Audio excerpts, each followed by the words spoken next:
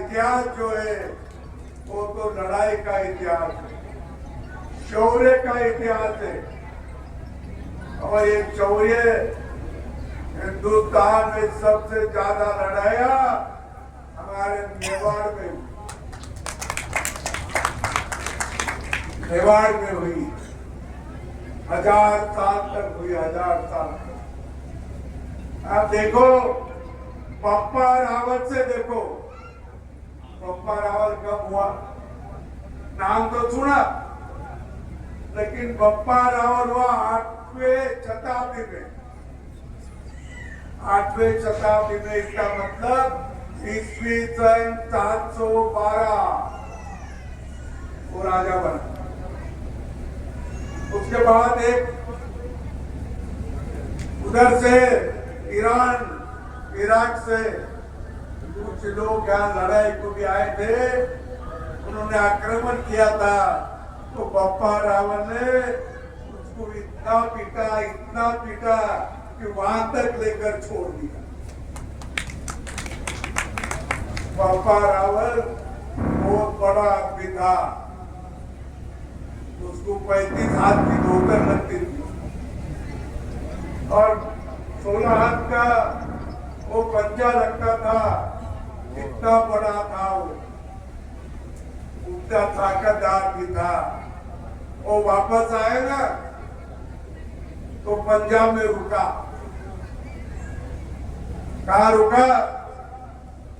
जहां वो रुका उसके नाम से वहां गांव है अभी, रावलपिंडी। रावलपिंडी तो सबको याद है। अरे वहां रुका था, उनके सैन्य थे उनके पास।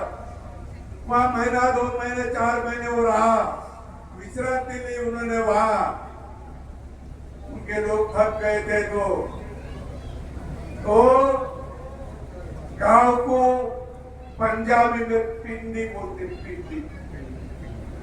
खेती करो तो माता की भी सेवा करो और अपनी संस्कृति जो है, अपनी संस्कृति है वो, उससे आप इतने सालों से जतन किया और आप देव धर्म के प्रति श्रद्धा रखते, ये ऐसी श्रद्धा बढ़ाओ। इसके साथ साथ अपने बच्चों को अच्छी पढ़ाई करो।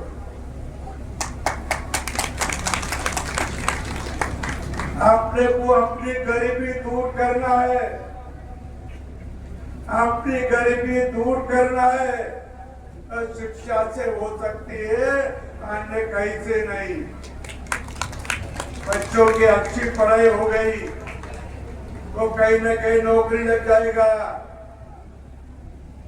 अपने घर का एक भी बच्चा नौकरी पे लगा तो उसके बाद की सभी पीढ़ियां नौकरी से और कोई व्यवसाय में जाएगी, गांव में नहीं रहेगी।